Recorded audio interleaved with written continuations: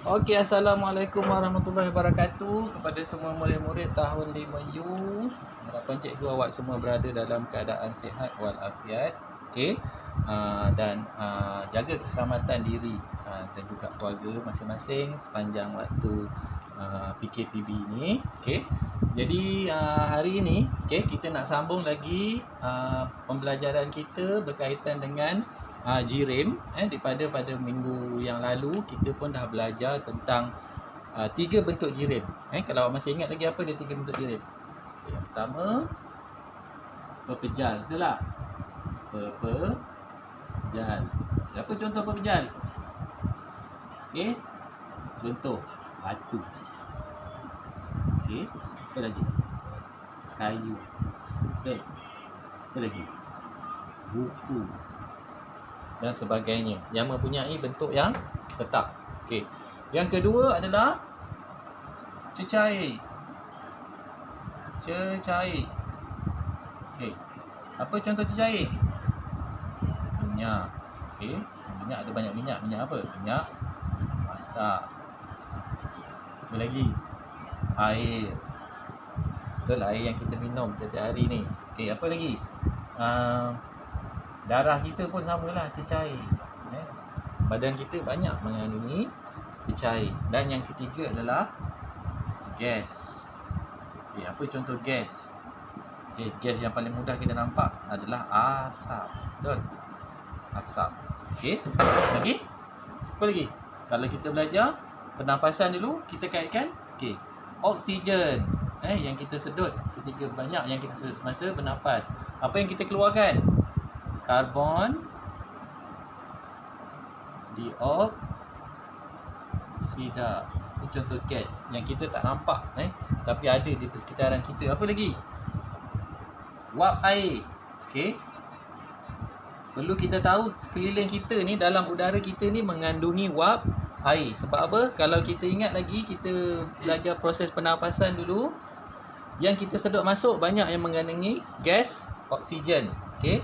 Manakala apabila kita menghembus nafas, kita akan mengeluarkan gas karbon dioksida dan jangan kita lupa dan juga wap air. Kita nampak tak? Biasanya tak nampak. Tapi kalau kita hembus nafas kita tahan dengan cermin, kita dapati cermin kita tu basah. Basah tu adalah apa? Air lah kan? Tapi dalam bentuk wap air yang awak tak nampak masa dia keluar, tapi kita boleh nampak kesan dia. Okey. Apa lagi? Satu lagi, steam. Ini mungkin baru awak dengar. Okey. Hari ini, okey. Apa dia steam tu? Steam tu selalu awak nampak, cuma awak tak namakan dia saja. Okey. Steam tu terhasil apabila kalau kita jerangkan air sampai satu takat dia mendidih, menggegak, dalam ni air lah. Okey. Tapi bila dia keluar ikut corong ni, awak nampak dia putih tu, awak panggil dia asap. Okey. Dia sebenarnya bukan asap, dia adalah steam, air yang telah ditukar dalam bentuk gas. Okey. Yang dia tidak lagi mempunyai bentuk yang tetap dan sebagainya. Yang kita pun dah belajar gas ni macam mana kan? Okey. Dia akan keluar. Air ni bertukar menjadi gas yang kita panggil steam. Okey. Yang ini air ni, inilah. Okey, air. Okey. Okey, ini contoh-contoh. Jadi ini baru kita punya ulang kaji. Apa yang kita belajar minggu-minggu lepas. Hari ini kita nak belajar tentang perubahan JIRIM. Okey. Ada setengah keadaan kita boleh tukar JIRIM tu daripada pepejal kepada cecair, daripada cecair kepada gas. Tetapi tidak semua benda. Okey. Contoh, kita nak jadikan buku awak nak jadi cecair, memang takkan boleh lah. Okey. Minyak masak awak nak tukar jadi gas pun payah. Tapi ada satu bahan kita boleh wujudkan dia dalam 3 bentuk ini. Apa dia bahan itu? Bahan itu ialah yang paling penting dalam kehidupan kita, iaitu air. Okey. Contoh, air dalam bentuk pepejal kita panggil apa? Ais. Awak panggil air batu kan? Air dalam bentuk cecair kita panggil air minum, air masak. Air dalam bentuk gas baru tadi cikgu terangkan. Ini dia. Okey, steam. Okey, dan juga wap air. Dia boleh wujud dalam tiga-tiga bentuk ni. Okey, jadi cikgu padam yang ni. Ini tadi ulang kaji kita saja. Okey. Hari ini kita akan pergi kepada bagaimana kita nak mengubah jirim daripada pepejal kepada cair, cair kepada gas dan juga cair kepada gas. Okey. Apa nama proses dia dan mengapa ia berlaku? Okey, itu yang kita nak kena tahu hari ini. Okey. Jadi contohnya ais ni asalnya dalam bentuk pepejal. Contoh ais cube orang kita. Dalam bentuk pepejal. Keras, baling kat kepala kita pun boleh benjol. Tetapi kita boleh jadikan dia dalam bentuk air, cair. Boleh telan. Tadi ni kalau kita telan tercekik. Sekarang kita boleh telan je. Air ni. Okey. Daripada sini kepada sini. Okey. Apa yang berlaku kepada air sini? Okey, biasanya kita akan sebut dia cair. Ais tu telah cair, dia jadi cair. Tapi dalam buku teks kita, dalam sains, kita tak panggil dia sebagai cair. Kita panggil dia sebagai anak panah ni cikgu buat ke sini, tunjukkan pepejal bertukar menjadi cair. Kita panggil dia perkataan peleburan. Okey, peleburan. Daripada kata dasar dia lebu. Kalau macam besi, besi skru ataupun apa, kita panaskan dia, okey, betul-betul sampai beribu suhu dia darjah Celsius, dia akan cair dan kita boleh bentukkan dia jadi benda lain. Okey, kita panggil besi ini telah melebur. Kita tak panggil besi itu cair dalam sains. Okey, jadi peleburan berlaku menyebabkan pepejal kita boleh tukar jadi cecair. Okey, boleh okey, tu baru satu proses. Okey, kalau dia suruh nama proses peleburan. Kalau perubahan bentuk jirim, pepejal kepada cecair. Okey, yang ini tak susah sangat sebab ni biasa kita nampak dalam kehidupan seharian kita. Kita keluarkan ais, daripada peti ais kita letak atas meja, dia jadi cair, peleburan berlaku. Ada apa lagi? Ni mak awak biasalah ni. Okey, ambil butter tu, potong. Asalnya pepejal kan, keras, butter tu keluar daripada ais. Letak atas kuali ke apa benda, nak buat apa benda ke, okey, dia akan jadi cair. Ini pun peleburan berlaku. Okey. Okey, tu satu proses. Macam mana pula tadi air ni kita nak tukarkan jadi gas? Contohnya baju awak basah. Okey, baju kita basah. Adalah kita nampak air nitik-nitik apa semua. Kita nak jadikan dia gas. Air ni kita nak tukar jadi gas supaya kita punya tuala ni nanti dia jadi kering. Okey. Apa proses yang terlibat pula kat sini? Okey. Daripada air menjadi gas, daripada ada air kepada tak ada air. Okey. Jadi di sini ada juga nama proses dia yang kita panggil sebagai cair, kita panggil penyejatan. Mungkin tulisan cikgu terpaksa cikgu kecilkan sebab nak jimatkan ruang. Whiteboard ni tak besar macam kat kelas awak punya. Kalau besar nanti dia jauh, awak tak nampak nanti. Okey, jadi cikgu terpaksa guna yang kecil, tapi cikgu kena dekatkan, tapi cikgu kena bajet dia punya ruang. Okey, penyejatan. Okey, daripada baju basah kepada kering, air lopak. Ada lopak, nanti lama-lama awak tengok dia dekat lopak tu kering.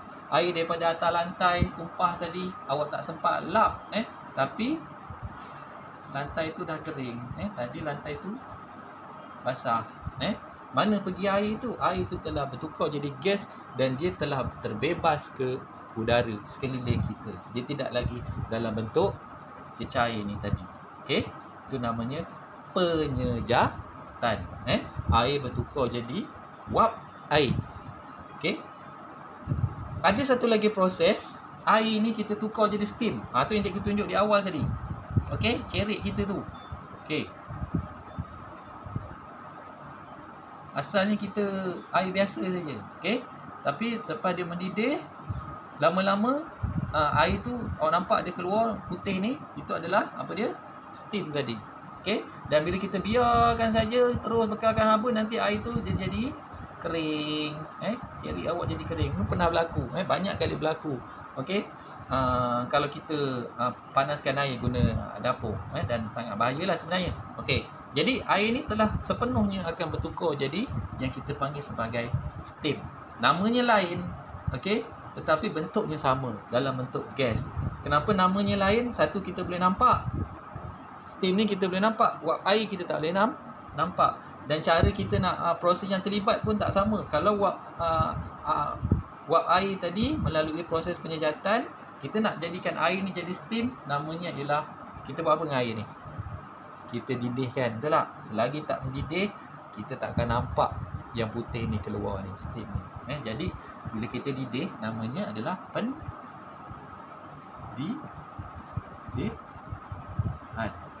menukarkan air kepada steam.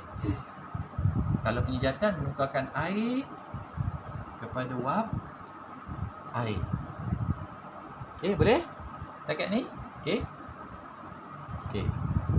Jadi kat sini ni sebenarnya ada dua proses lah yang berbeza, tapi ada persamaan dia. Persamaan dia apa? Menukarkan cecair kepada gas.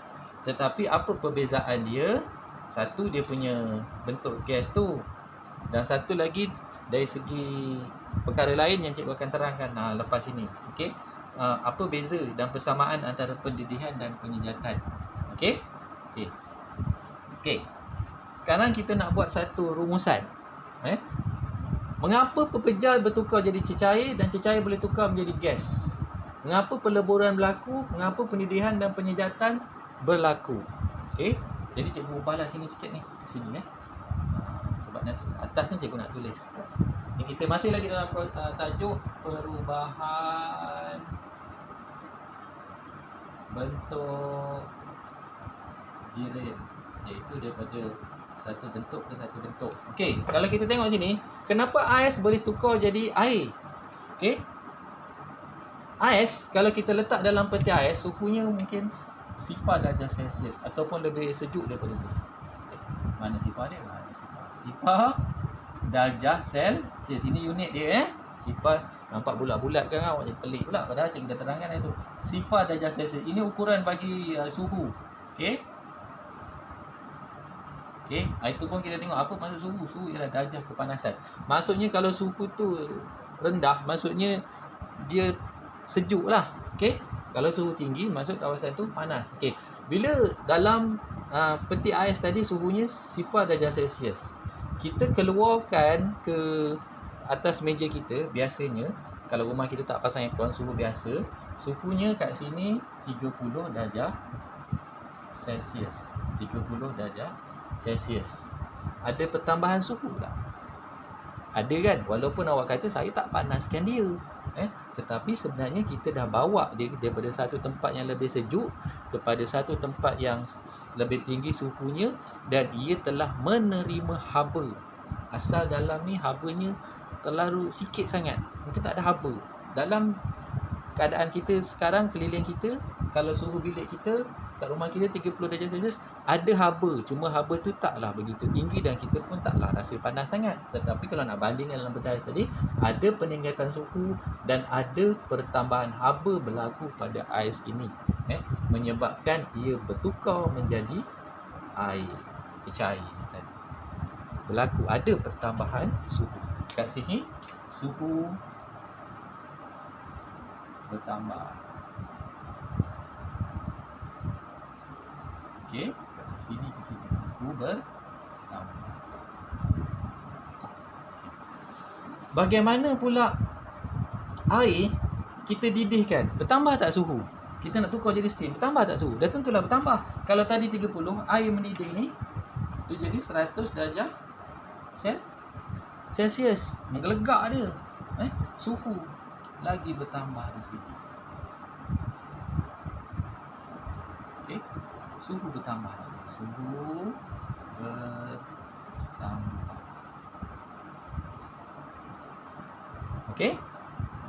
Bagaimana dengan penyejatan? Adakah penyejatan pun berlaku sebabkan pertambahan suhu?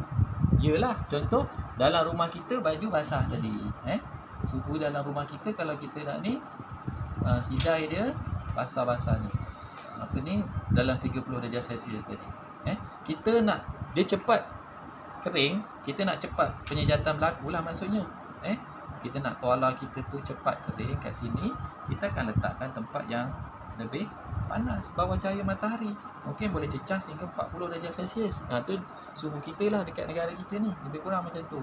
Jadi ada pertambahan suhu kat situ, walaupun tak adalah sampai 100 darjah Celsius. Kalau 100 darjah Celsius kita pun mati. Dekat luar rumah kita suhunya lebih kurang macam ni lah, 40 ataupun kurang sikit. Tapi adalah perbezaan suhu tu daripada dalam rumah dan di luar rumah, menyebabkan penyejatan tu boleh berlaku dengan lebih cepat. Okey, jadi kat sini sama juga. Daripada cecair kepada gas adalah disebabkan berlaku pertambahan suhu tadi. Jadi kalau kita buat satu rumusan, daripada pepejar kepada cecair suhu bertambah, cecair kepada gas pun perlu ada pertambahan suhu. Itu dia punya sebab dia. Okey. Jadi kat sini kita dah belajar sebenarnya 3 proses. Satu peleburan. Kat sini ada 2 proses. Proses ni persamaan dia setakat ini menukarkan cecair kepada gas. Okey. Boleh tak kita tukarkan sekarang gas jadi cecair? Okey. Jawapannya pun boleh. Okey. Air ni dalam bentuk wap air, kita nak tukar kepada cecair. Kenapa kita kena buat macam tu? Okey. Ini satu proses yang penting dalam kehidupan seharian kita, sebab kita perlukan air hujan untuk bekalkan kita air. Bayangkan kalau musim kemarau, itu penyejatan yang dia berlaku. Air dekat kolam ke apa semua kering. Dekat loji-loji semua kering. Itu penyejatan dia berlaku. Tapi kita nak, bila kita dah rasa tak ada air, kita nak air hujan. Orang ramai berdoa supaya air hujan, dan insyaAllah hujan. Kenapa? Tapi proses ni macam mana?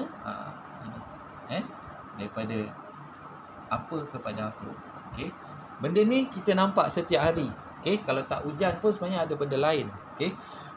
Contoh, kita letakkan air di dalam cawan. Tuang air biasa dalam cawan. Kita tak akan nampak apa-apa. Air tu tetap dekat dalam tu, cawan tu tetap macam tu. Tetapi kalau kita letakkan cawan tadi tu ada air dan kita letakkan ais. Okey. Apa yang akan kita perhatikan? Kita akan perhatikan ada titisan-titisan air kat luar gelas ni. Betul tak? Okey. Basah gelas ni. Mana air tu datang? Adakah daripada dalam gelas? Tak mungkin. Sebab kalau gelas kaca, macam mana air nak boleh mengalir keluar daripada melalui kaca? Tak boleh. Jadi daripada mana air ni datang? Kalau tadi penyejatan daripada ada air kepada tak ada air, kering. Ini pula proses daripada tak ada air kepada ada air. Itu yang kita kena ingat. Nama proses ini, tapi sebelum tu juga nak terangkan. Okey. Tadi bila kita letak air dekat dalam gelas ni, sebenarnya di keliling ni ada apa? Ada udara, betul tak? Udara. Tapi kita kena ingat, macam kita cakap tadi, dalam udara kita pun ada apa namanya, wap air. Air wujud dalam bentuk gas kat sini. Kalau macam gini, nak letak air biasa, air tu tak sejuk. Okey. Wap udara kat luar ni pun dia tak sejuk. Tapi bila air tu dah sejuk, okey, udara sekeliling dia pun menyebabkan suhu dia semakin berkurang, semakin rendah, menyebabkan daripada tadi air ni wujud dalam bentuk gas, sekarang dia sudah bertukar menjadi cecair. Okey. Boleh? Itulah contohnya hujan. Daripada tak ada air kepada ada air. Apa nama proses ini pula? Ini kita kena tahu. Yang ini yang awak mungkin baru dengar hari ni. Okey, tapi biasa nampak. Okey, namanya kondensasi. Okey, kondensasi. Ada 4 patah perkataan kat itu. Kondensasi. Okey. Iaitu proses menukarkan gas kepada cecair. Okey. Banyak. Ini satu contoh proses kondensasi. Ada lagi contoh lain. Okey. Contohnya embun. Pukul 12 malam kita tak nampak pun daun ni basah. tak nampak lagi. Tapi bila waktu pagi subuh, suhunya lagi berkurang, lagi sejuk, daun-daun ni siap boleh basah, siap boleh menitikkan air lagi. Jadi embun-embun ni tadi asalnya tadi dalam bentuk gas. Awak ber-12 malam duduk kat rumah, awak tak rasa sejuk. Awak bukan tak rasa sejuk, tak rasa basah. Tak macam kena hujan. Tapi pagi-pagi kita tengok